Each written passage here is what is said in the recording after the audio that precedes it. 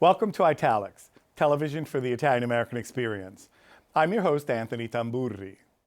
On this episode of Italics, we will discuss the Columbus Citizen Foundation's annual major celebration of Italian culture, the Columbus Day Parade, and other events and activities that benefit many within our community. Our guests today are Marian Pardo and Angelo Vivolo. Marian Pardo is the current president of the Columbus Citizens Foundation, and Angelo Vivolo is the chairman of the Board of Governors. Marian Pardo joined the foundation in 1994. She has served on various committees, as well as having been treasurer and vice president. Ms. Pardo is an independent director on the board of the J.P. Morgan Mutual Funds, having spent her career in institutional investment management. She is the foundation's first woman president. Angelo Vivolo has been a member of the foundation since 1986 and has played an active role throughout his membership, having just finished 3 years as president. He is also responsible for having established the foundation's Executive Advisory Council. Mr. Vivolo is head of Vivolo Consulting. He serves on the board of John Cabot University in Rome, and he is the president of the Columbus Heritage Coalition, as well as the Francesco and Mary Giambelli Foundation. Welcome to Italics. Well, we're happy to be here. The Columbus Day Parade, the largest manifestation of Italian culture in the world. Can we still say that? Absolutely. We have over 120 participants again this year on floats and marching bands and so forth. And in addition to that, if it's a great day, we'll have 300,000 or 400,000 people on the viewing on Fifth Avenue. And of course, we're on WABC Channel 7 in the tri-state area, and they've been incredible partners in this whole project. So, and there we get over 1 million viewers. So we're really looking forward to this year's parade. And the other thing we can say is it's 75th anniversary of the parade in its current form. Yeah. The Columbus celebration actually dates back to the 1920s, but the parade in its current form, consistently year to year, dates back to 1944.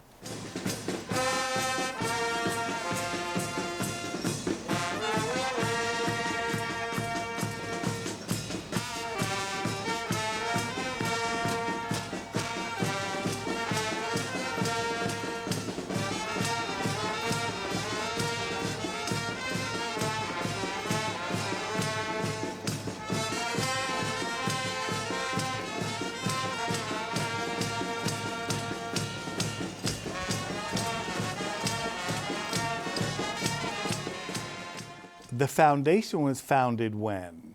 After the parade, correct? Yeah, the foundation charts its founding to 1967. Okay. But it was really also the culmination of people who were involved with promoting Italian culture heritage.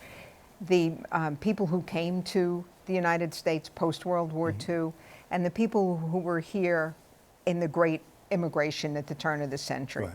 And you know, many of those people and their children were supporters of the parade. And in 1967, the group formalized what had been the Columbus Citizens Committee and formed the Columbus Citizens Foundation, which is the basis of the philanthropy and is the beneficiary of the fundraising that happens around the weekend.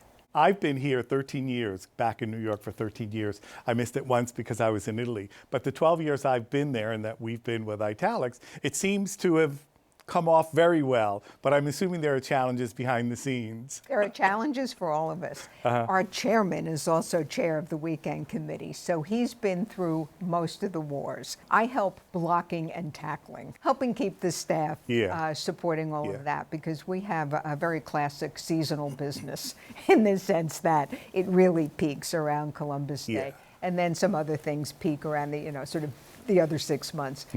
But needless to say, people work on the parade for the entire year and certainly work on fundraising for the entire year. But Angelo can probably give you a little bit more of the wars. Marian does a great job of blocking, I can tell you, every move she makes, because I started this year's project in December of last year, looking for Grand Marshal and Honorees, and then putting all of the pieces together. And as Marian said, we have an incredible group of volunteers, members, and staff that work on this tirelessly. And it's a huge undertaking, to be quite honest with you, but it's a labor of love because at the end, when we do the fundraising that we do and we are able to offer the scholarships that we offer, that's where the reward is for all of us, and that's why we work so hard.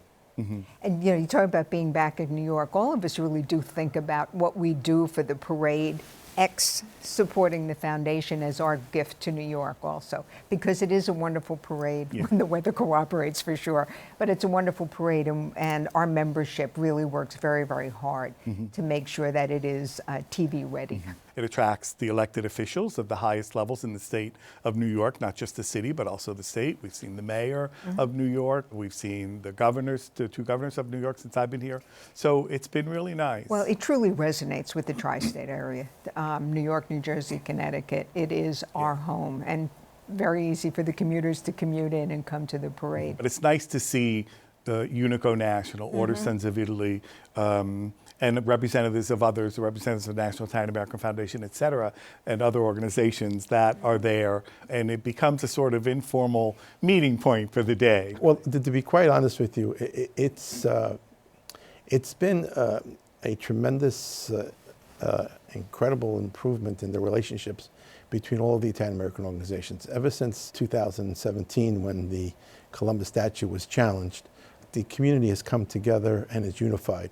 So it's no longer one organization versus another. It's all our organizations working together to promote Italian heritage and culture. So I'm very pleased, I know Marian is as well, that the Columbus Foundation is the center for all of those organizations when need be. So it's a very good feeling. So we had the challenge of the Columbus statue and Columbus in general, and now we have another challenge here in the city of New York, and that is Mother Cabrini, right? The Mother Cabrini statue. And I know a lot of people might want to stay away from that, but it seems that the public response was 2 times favorably for Mother Cabrini, and yet Mother Cabrini sort of fell off the table. So some of us have been writing letters, and hopefully there'll be a change in that decision. Yeah, there's a tremendous outpouring in our community and the Catholic community, not only Italian Americans, in support of a statue for Mother Xavier Cabrini. It's almost unfathomable that she received so many votes, and yet there's not going to be a statue in her name. There's going to be a lot of activity coming up very soon in promoting Mother Cabrini for a statue. I can tell by personal experience and conversations with other leaders and the Catholic Church that there will be, stay tuned. Her work really represents social welfare. Immigration. Yeah, and immigration. For everyone. Right. Not just Italian Americans. Yeah.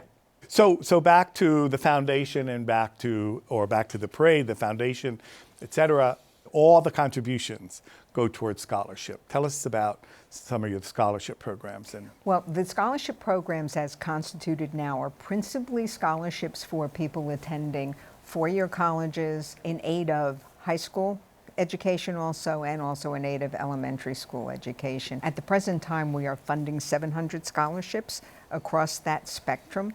And the other half of the year that I joked about, the staff is working on promulgating the knowledge of those scholarships to the relevant schools, taking in applications, and preparing the material for members who sit on the scholarship committees to do the interviewing. The net proceeds of the weekend are clearly dedicated to all of those scholarships. We have one additional study abroad scholarship through the auspices of one of our members, a great guy, Frank Cabrini. Right. We were able to establish a study abroad. It just happens to be John Cabot University in Rome in Trastevere, and it's a wonderful institution. And that's another program that we're also involved in. Yeah, right. We also have a program that does some grants for people in the arts. Also an outgrowth of one of the weekend celebrations 10, 12 years ago. So we are very much interested in continuing to establish new programs. Mm-hmm. And of course, those new programs can only be financed by the fundraising donors, as in the Guarini case where it was a grant specifically for that program for us to administer, and we are very happy to do that. So we are constantly looking for ways to assist the Italian-American community. So if someone wanted to have a scholarship in his or her grandmother's name, right? Lanon, right, is our matriarch figure, they can actually approach the foundation and say, we would like you to administer this scholarship. And then the negotiations. We have an Adopt a Scholar program where the donor can specifically say, I would like it for my alma mater, and we will go find it. Yeah. Or it's, perpetual scholarship, we'll find the student and award it. And of course, if someone wants to make a major donation and shape the program, they can help shape the program, and we will work with them to administer it. When we hear about scholarships a lot, we hear about $2,000 and $3,000 scholarships for that, where the organization gives, et cetera. But your scholarships are a little bit, what can we say, healthier than More the $2,000 or $3,000.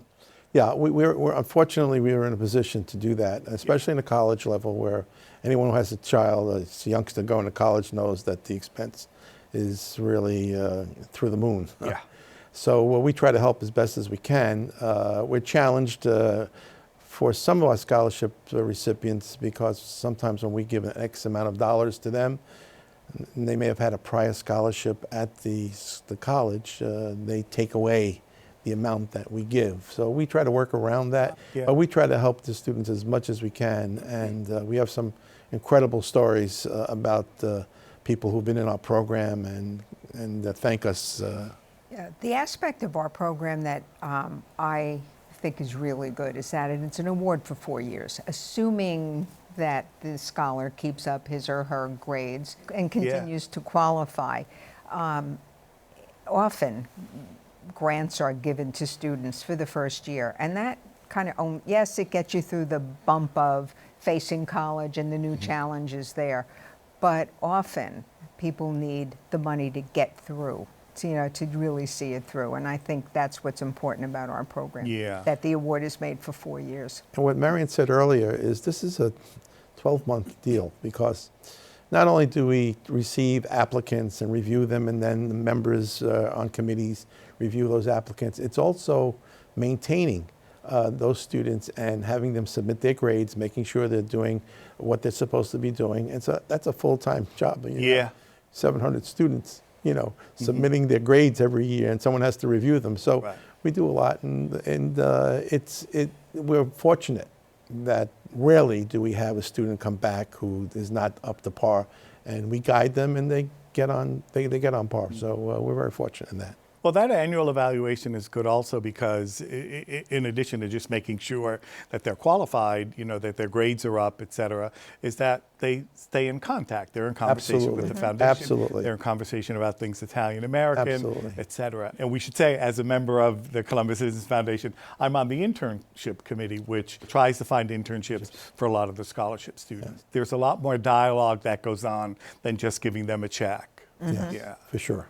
This year, your Grand Marshal is always someone that most people know. This year, the surname of the Grand Marshal is Ferragamo. Massimo Ferragamo runs the U.S. operation of Ferragamo, and I know everybody knows the name, but a little bit of the history is the Ferragamo family became entwined because of the incredible Italian workmanship with the movie industry, and were the builders, I guess is the right word for a shoe, of Dorothy's red slippers. Follow the yellow brick road.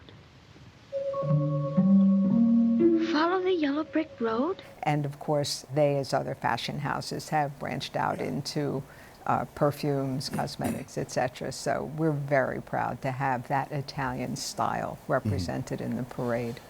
Yeah. Massimo is a personal friend of mine, and proud to say, and he is just a terrific person. He and his wife Chiara, they do a lot for the community, and they represent the best in Italian culture, heritage, of course, of Salvatore Ferragamo, his dad, and his mom as well, unfortunately recently passed away, but the family is absolutely terrific, and we couldn't have a better Grand Marshal than Massimo Ferragamo. There's also a sort of sweet irony here because Salvatore Ferragamo was an immigrant, right? Absolutely. He was an Italian immigrant. He came to the United States. He literally pulled himself up by his bootstraps, perhaps the boots that he made. But I mean, all kidding aside, he was an immigrant. He came here, he worked, whatever. He originally went to your neck of the woods. And he went west. Go west, young man. First he went to to Boston. Yes. I figured I'd give a plug for you. He was up in Boston, and he hung out with Sacco and Vanzetti for a bit. So there's an interesting story there. Right, and also I think represents the best of both worlds in the sense of in sustaining your culture. So many Italian-American families do maintain homes in Italy, or half of the family is still in Italy. Right. So it's a very good depiction of that. And I know Massimo has his vineyards in the northern part of Italy. In Montalcino has an incredible, in Castiglione del Bosco, he has an incredible vineyard that produces Brunello di Montalcino. But that's just part of the whole group of things. I mean, hotels. Right. My wife, Maria, and I, for many summers, we would spend 2 months in Florence, and we would be in a Windows on Tuscany apartment, which is the part of the Ferragamo Corporation. And they took a number of old buildings in the center of Florence and basically modernized them on the inside. So we spent many summers in their apartment. Yeah, I think it's probably fair to say whether the Ferragamos or the Pardos, your heart is always a little bit in the homeland. Exactly. They have a wonderful museum in Florence. It's much more interesting than people might think. It's not just a series of shoes, but there's actually a really nice story that they tell. And recently they had something on Hollywood, which was also intriguing. And they had a whole exhibit that went through that whole museum, which is downstairs in the basement of the building on the Arno. And they produced then a big catalog about that thick, about Italy and Hollywood. It was really good. It's really good. The parade is basically a week from now. The gala's a little bit less. It's Saturday night. Well, before we move on to the gala, I think I'd be remiss if I didn't mention the honorees. We have Giovanni Colavita from the Colavita family. He's the president of Colavita USA. His company actually is in tune with what we do. They sponsor a culinary program at one of the high schools here in New York City. And so they're very much involved, and he's a terrific guy. And then we have the Bruno Brothers. The Bruno Brothers are three great guys who own probably some of the best Italian restaurants in New York City. And they came to this country with nothing. And they're terrific individuals. Then we have someone who I personally am so delighted has accepted the special award, a humanitarian award, and that is Rosanna Scotto. She is just an outstanding individual, always volunteering to do good things for a lot of different charities. I'm so pleased, proud, that she's accepted, and she will be one of the honorees at our gala. Exactly. All of them will be at the gala, obviously. Absolutely. Right. And the MC of the gala? Of course, is Maria Bartiromo. There's no gala without her. She is absolutely a spectacular person, friend of ours, friend of mine for more years than we'd like to remember almost. And she does an incredible job, not only at the gala, but of course at the parade. Right. This year, there'll be 3 hosts at the parade. It'll be Maria, of course, and Joe Piscopo. Our friend Joe. Joe, and it will be Ken Rosato. Ah, okay. Yeah, terrific guy. So the 3 of them together, I'm sure will do a spectacular job at the parade. Joe Piscopo is always good to have that sort of entertainment aspect. He's well, it's good you said that, because he's the added attraction for our gala this year. He's going to be performing at our gala. So Joe Piscopo. Joe is just a terrific guy. Volunteered. You know, it's difficult to get people to work pro bono. And Joe is just he's just a wonderful human being. That's wonderful. You know, we saw him at another event a number of years ago where he did a Frank Sinatra concert. Being Frank Sinatra, and of course, it always reminds you of when he was on Saturday Night Live and he would do Frank Sinatra. But he was wonderful. He was absolutely wonderful. Something else I have to say about the gala, it really is a lot of fun. We were all very sorry to give up the Waldorf when it closed, but the venue at the Hilton is much larger, which means we have a real dance floor and a great band. And the spread of ages is terrific. So there's always somebody on the dance floor doing something. So it really is a fun party. And it's a big fun party because it's not 200-300 people. The average has been anywhere from 800 to 1,000 people. I remember back in the day when we had this even more, but usually around that number, between 800 and 1,000 So we're very happy for that. And as you said, it's not a little party. It's Which is good because, to get back to what we were talking about, it raises a significant amount of funding for the scholarship. And there's always room for one more. So if anyone wants and it's to never take too it, late. It's never too late. As long as the office is open, the foundation is open. And you can it's write never too late. Right. So basically, once the gala's over, bingo, or once the parade is over, you start thinking about this following year. We started thinking about it now. Marian and I have talked about I'm this. sort of actually on 2 years from now. Because there's a lot of, 2 years from now is the unfortunately anniversary of 9/11. Right. And the parade was the first public event that was held that year. So we've got a lot of issues coming up. Yeah. So we're sort of thinking over the next 2 years. Yeah. And as I said before, our position in New York has always been pretty visible for a lot of reasons. So we're kind of planning out the next 2 years, actually. Am I correct in remembering there was a question about whether the parade should be held? Yes, Charles Gargano, Ambassador Charles Gargano, was the president of the foundation at the time. And there was a big question whether there should be a parade or not. And he was asked to do the parade, and that's what we did. It was a solemn year, but we did the parade, and we were the first to do any major demonstration in New York City, and we're very proud of that. But actually, the funding that the money that we made that year, we donated $1 million to do the restructuring of a school in Lower Manhattan, in the Ground Zero area. Ground Zero area. Yes, there's a great plaque in the school showing that we'd made this $1 million donation. In 2 years, there'll be a theme, or you're wrestling with ideas. Yeah. It's been very much on my mind. Yeah. This year, it's always this time of the year. It's always on everyone's Right. mind. You cannot have lived in New York and it not be on your mind. Yeah. But to your point, you look out next year, the year after, and think about how to sustain it, because it's quite an undertaking. Yeah. We have a good sized membership, but there's never enough people to do something like this. So let's recap.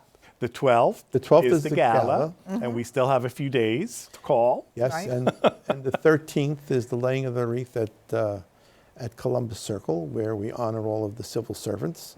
On Monday, we have, to my mind, it's almost the best part of the entire weekend is the Mass at St. Patrick's Cathedral. We have over 2,000 people attending the Mass. And then, of course, after the Mass, we have the biggest and the best parade celebrating Italian and American culture and heritage, and plus Columbus.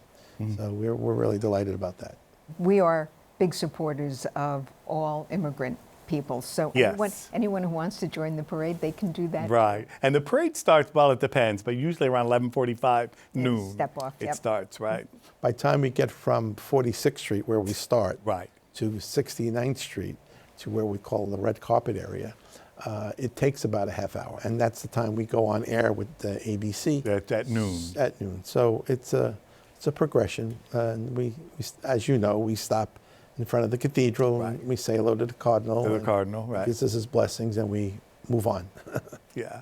Well, thank you again for stopping by this year. Thanks for watching this episode of Italics. I'm Anthony Tamburri. Arrivederci alla prossima puntata.